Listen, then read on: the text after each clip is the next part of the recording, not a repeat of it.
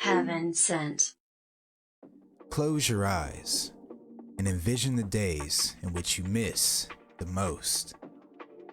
Could it be the days of your youth? A very specific memory? Or maybe it's an old friend that you've since lost contact with. There's one thing that we as people can all relate to. It's that we are molded by our memories. And oftentimes we find ourselves looking to revisit those memories we had cherished the most.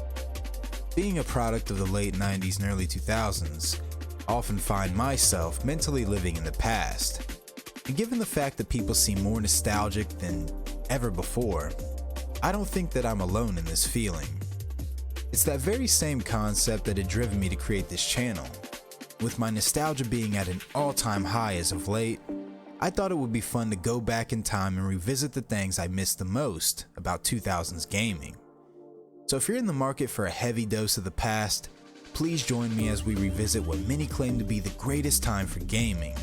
So pop open a fresh can of Surge, make sure your DVR is set to record, because we're going to be here for a good time and a long time.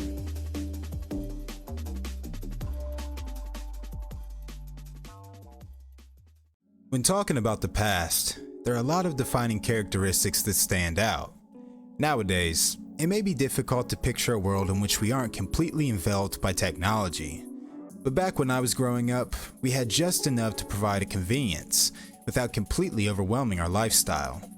Cell phones were nothing more than a means of communication, and the newspaper was still a popular source for current events. The internet felt like a virtual forest of wondrous mystery, and as for the world of gaming, it had felt much the same. So for the average gamer, looking to satiate their curiosity, they would often turn to magazines for their fix.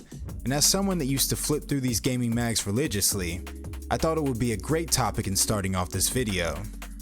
The very first dedicated gaming magazine was issued in October of 1981, under the name Electronic Games.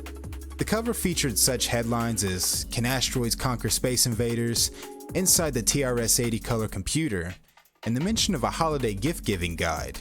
But momentum in the games industry was swiftly picking up steam, and the interest in gaming-related publications began to grow as well.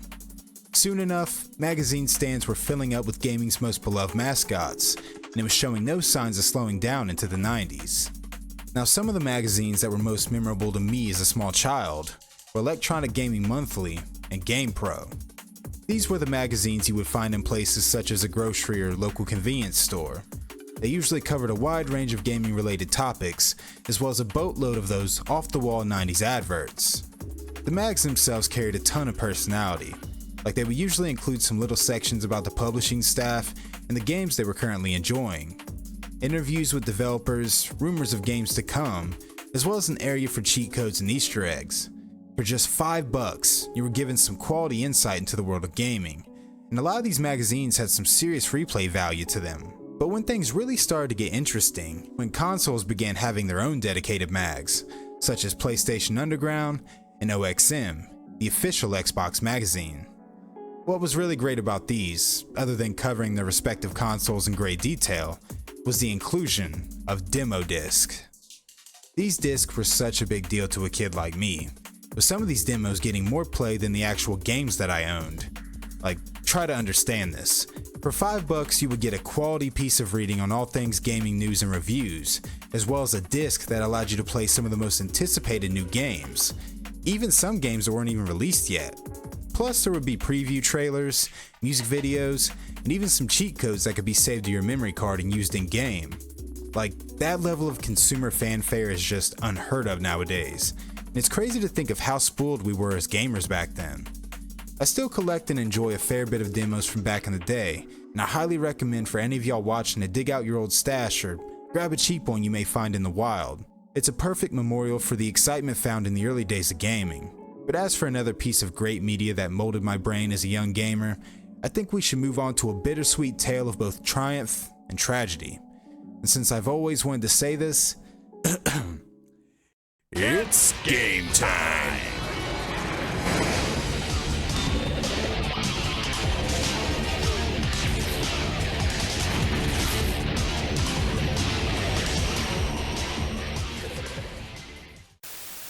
Few things hit my nostalgia nerve like the good old days of 2000's programming. And as a lifelong night owl, I can remember my nights spent in front of my family's behemoth of a big screen television. But much like the internet felt at this time, satellite television was kinda the same way. You were presented with what seemed like an infinite selection of channels, many of which I was probably too young to be watching. But on one summer night of 2002, my channel surfing had finally paid off, as I stumbled upon a network that was solely dedicated to gaming. Tech TV, later named G4 TV, had epitomized everything 2000's gaming had stood for. You had shows such as The Screensavers, which showcased the latest tech and allowed viewers to call in with questions of their own, Attack of the Show, which covered a humorous take on everything pop culture and media, and what many regard as the magnum opus of G4's existence, the gaming review show known as X-Play. In present day, if you want to watch a review on the latest game, you're only a YouTube search away. Hey, that kinda rhymed. But back in the early 2000s, we relied on magazines and word of mouth for all of our gaming related questions. That is, until X-Play came around. Hosted by Adam Sessler and Morgan Webb, the duo would often take a wild card approach in reviewing the latest games, meaning off-the-wall comedy sketches and brutal opinions were a common factor in the show's formula. While it was far from being serious in any way, it still provided all the insight a kid like me was dying to know about the games industry. They would often do live coverage from E3, interview developers for details on their upcoming projects, and even demonstrate on just how indestructible a GameCube could be. No, seriously.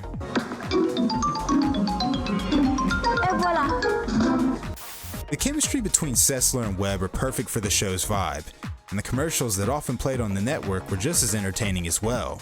While X-Play was certainly a huge inspiration to me eventually making content, G4 had also hosted another great show known as Icons, a program dedicated to covering the best developers and game studios of that time. G4 just felt perfectly designed for its era, providing us with everything gaming, anime, and movies, not to mention our childhood crushes. It was a moment in time that was very important to me as well as millions of others, and I'm forever grateful to have stumbled upon it as a young gaming enthusiast. Luckily, the legendary YouTuber known as Spooey, at New Spooey Channel, has uploaded years worth of G4 content here on YouTube for all of us to still enjoy. Talk about doing the Lord's work. So make sure to go show his channel some love, and maybe add some good old G4 programming to your nightly routine once again. But before we move on to our next category of 2000's greatness, I thought we'd cover one more instant of media related nostalgia. So for this one, let's get a little more physical.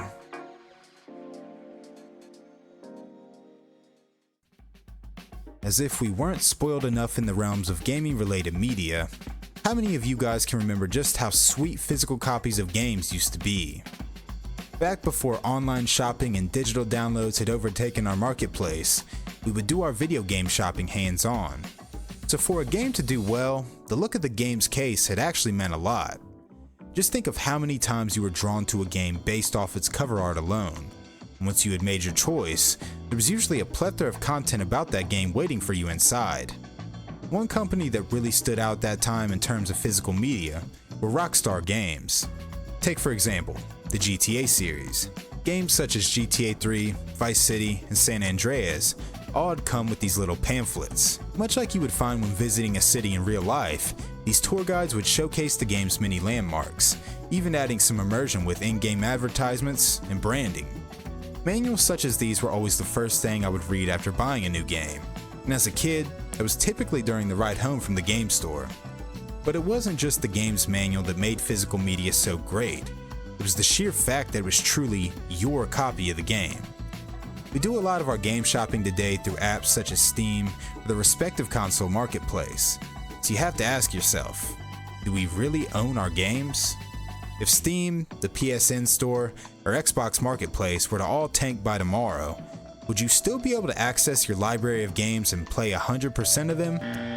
Most likely not, and that's a scary thought. Back when physical media was at its peak, it ensured that you would be getting a 100% complete experience. No need for day one patches or an internet connection. Your full experience was all included in the game's disc, and it was yours to keep for good. It's examples such as these that have led to me collecting things such as DVDs, because I get tired of being at the mercy of subscription services. The same applies for games. If I want to play a story-driven single-player experience, I shouldn't be required to have more than the game itself to enjoy that. But as for the many examples of media to be eternally missed in the depths of my psyche, I think we've covered my top 3. So for the next category, I thought we'd cover another great example as to what made the 2000s in gaming so special. So without further ado, let's take a trip on the retail side of things.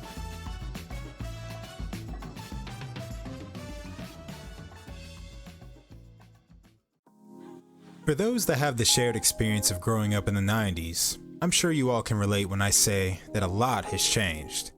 We've seen cable fall obsolete to the titan of streaming services, our internet browsing devices going from family desktops to everyday smartphones, but one thing that has changed more than just about anything is the presence of retail. Now when I say presence, I'm not just talking about the sheer numbers of stores, but more so the actual feeling the stores had. I'm sure many of y'all can remember just how different places such as Kmart, Toys R Us, even Walmart used to feel. It was a welcoming atmosphere. It almost felt more like an event rather than a chore to experience. We did our shopping hands-on, socialized with people of our community, and would usually leave with a souvenir from the quarter machines. Shout out to those sticky hand thingies. But in the vein of retail that has fallen victim to our present day circumstance, I'd have to say that I miss the practice of video rental stores most of all. Popular chains such as Blockbuster and Hollywood Video were a rite of passage for many of us millennials, and it was within these very same establishments that our love for gaming had began to blossom. With all the hottest titles and the massive selection of games, this was the place to be on a Friday night. From the very moment you would step foot inside, it was like shedding all of your worries at the door, and the atmosphere alone was pure therapy for my adolescent brain. The employees were incredibly knowledgeable, typically dishing great advice on what titles were hot at the time, and were usually more than happy to suggest what game would be a great choice for you to rent. Hell, some of them were even cool enough to try and convince your parents to let you rent some of the more mature rated titles. Nah, it's not that bad. But not only did they offer game rentals, you could even take home a console for the weekend as well. It really provided an affordable option for those looking to try things before they would buy, and the atmosphere that most rental stores had just couldn't be replicated. The snacks at the front counter, the cheesy movie theater carpets, the bright colors, it was all so exciting. But another addition to the rental store, specifically Hollywood Video, had later became a staple in my gaming memories. That being Game Crazy. Now we had a lot of great game retailers back in the 2000s, with EB Games and Babbage's being among some of the best. But given the fact that Game Crazy was local to myself, I would often do my shopping there.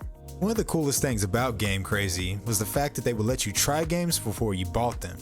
So they had this little demo station where you could pick out a game you were interested in and go try it for yourself. As a young teen on a budget, this really helped in making a choice as to which game I was going to buy. They typically offered higher credits for trade-ins than GameStop, and best of all, the games were fairly priced.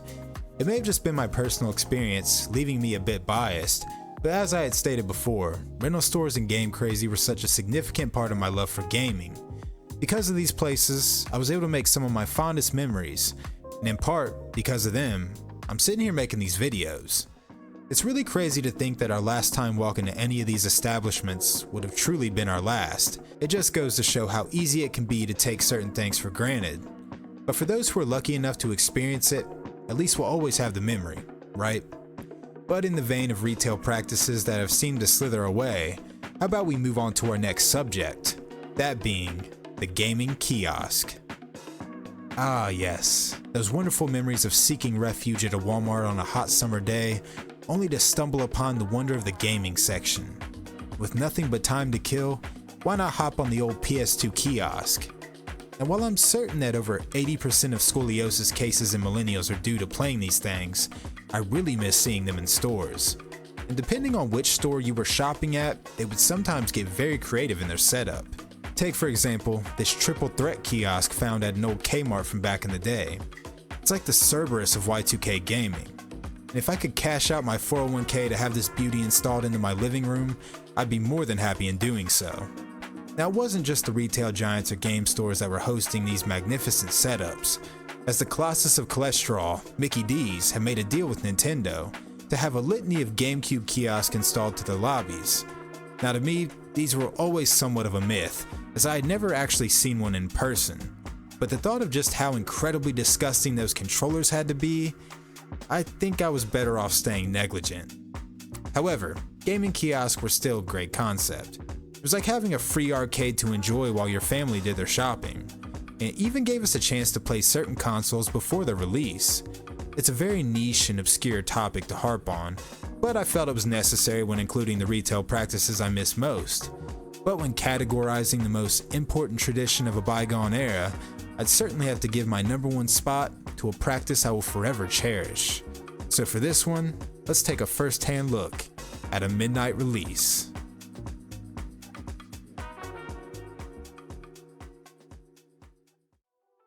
When looking back on the traditions that made the 90s and 2000s gaming so special, the concept of a midnight release was everything you could ask for. I remember many nights in front of my local GameStop or Game Crazy, among hundreds of other gaming enthusiasts, just waiting for the clock to strike 12 so we could get our hands on the hottest new game. It was both a social experience as well as an opportunity to show your dedication to the hobby, just knowing you would be one of the first to get your hands on a product while the rest of the world slept. These events were such a big deal back then, and it just goes to show how far we've fallen in the celebration of gaming as a whole.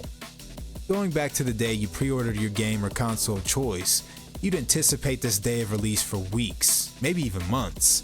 You gotta remember, this is back when the info of an upcoming game was very carefully released. So other than some G4 coverage or a few magazine articles, the imagination would really run wild about how a new game was going to turn out. This mystery really fueled the excitement at such events, and companies really used to go all out with their launch campaign. Take for example, the legendary release of Halo 2. With the massive success of the first game, it's no surprise that its sequel was a very big deal, and boy did it show on November 9th, 2004. Thousands of eager Master Chief fans lined up at the Toys R Us in Times Square, amongst celebrities, news media, and the armor-clad hero himself, all with the aim of getting their mitts on a physical copy. And Times Square was just ground zero for the madness.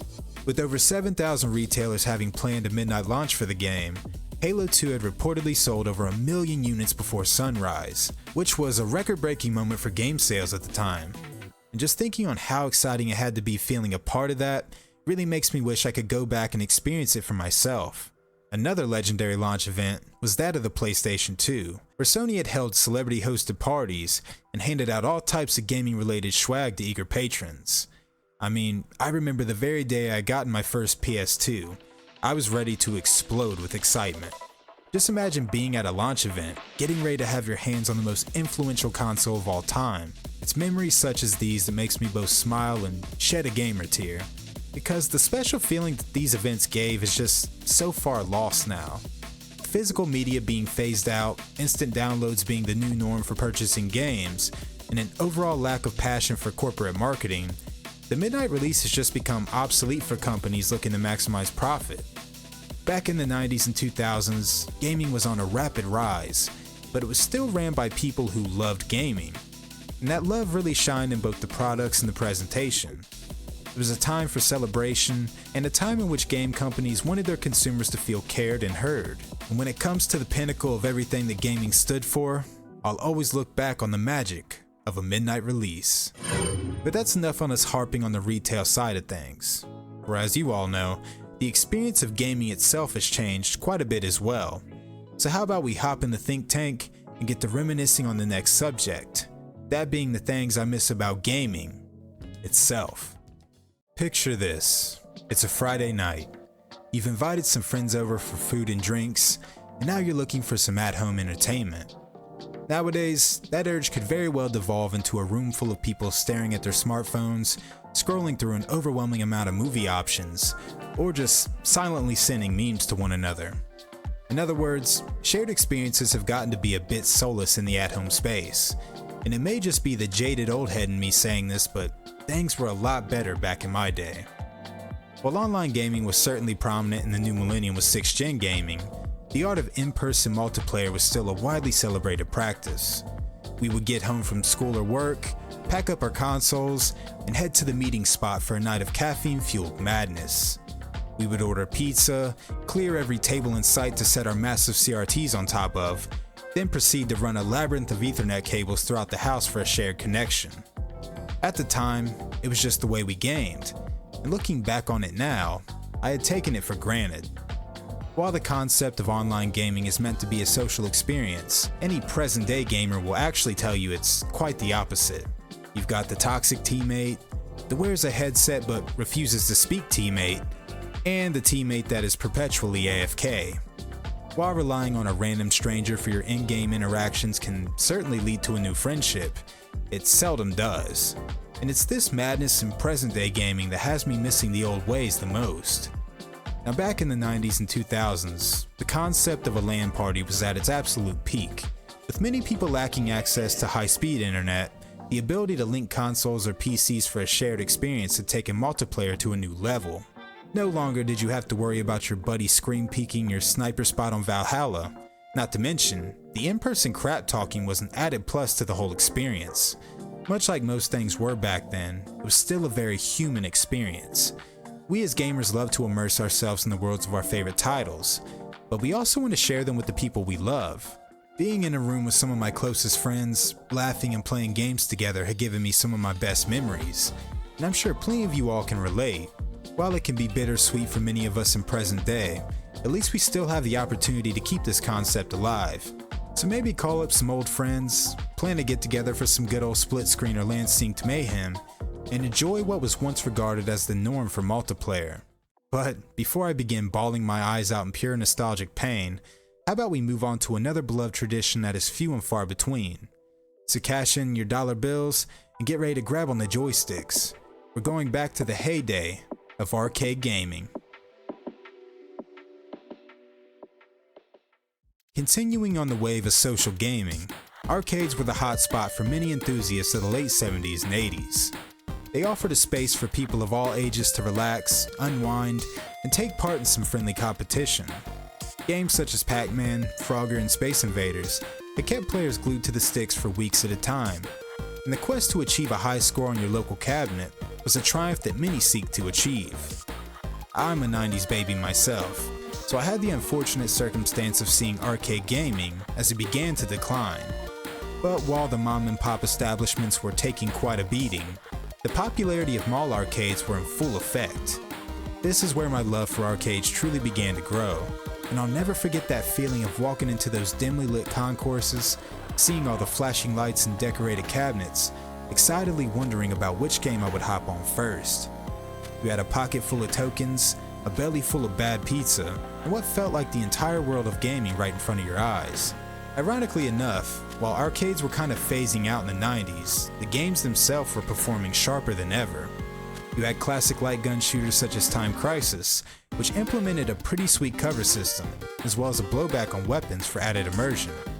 Crazy Taxi was another great choice, and it was sure to make an Offspring fan out of anyone that played it. It was once again another great example of how social the act of gaming used to be. You try to visit an arcade nowadays, it's plagued with inflated prices, ticket machine supremacy, and nowhere near as much charisma. Most arcade establishments are just empty warehouses now, half-working VR setups and overdone racing sims. I just really miss the days when Sega, Namco, and Capcom were reigning supreme, giving us campy dialogue and addicting gameplay. Nowadays, much like everything else, it all just feels a bit washed out. Anyways, I actually covered this topic in serious detail just a few months back, so I highly recommend checking my Arcade Gaming of the 2000s video if you want some serious arcade nostalgia. But anyways, we've got one last addition to add to our list of gaming related memorials, and as someone who works almost exclusively with retro titles, this is a topic I find myself pondering quite often. So before you give up hope on the future of gaming, let's take a moment to reflect once more on the past and see just how things may be coming around full circle.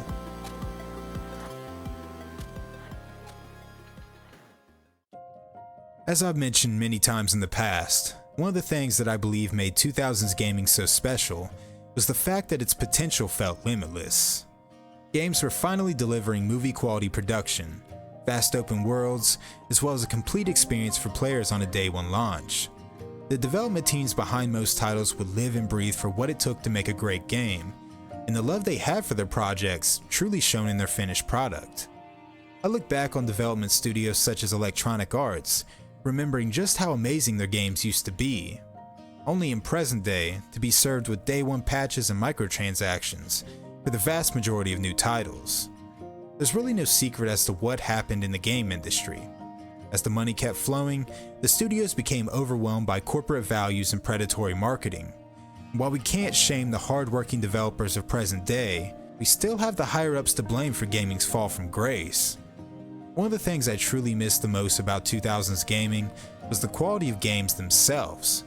But I don't bring this up so I can bash on present-day gaming and act like it's already peaked. Actually, quite the opposite. With so many flops and unfinished disasters hitting our digital shelves in the past few years, I think these companies are finally starting to realize how tired we are of their bullshit. With more gamers turning their attention to the legendary releases of the past, I think the sales of present day have began to suffer. And while you will always have the whales that are gullible enough to dish out their paycheck at the slightest notion, I think the vast majority are sick of spending their hard-earned dollar on corporate slop.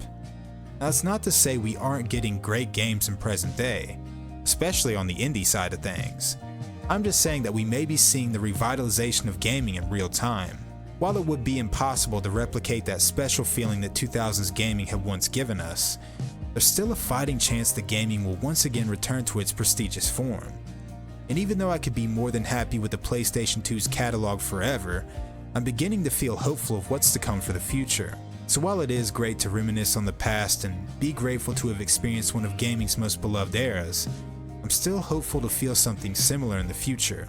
And so long as we continue to speak out and let our voices be heard, I always believe we'll make a massive difference in this industry. So on that note, fight for what you love and never stop believing, cause it ain't over until the fat man sings. Or something like that. Thank you all for joining me on this wonderful adventure into the world of 2000s gaming. I hope this video was a treat to your senses, and I greatly appreciate all that viewed. Please comment down below some of the things you missed the most from that time period, as well as any tales from your 2000s gaming days. But until next time, my name is Vincent. It's been a pleasure to accompany you. Take care, stay safe, and stay gaming. Hope to see you all in the next one. Peace out, guys.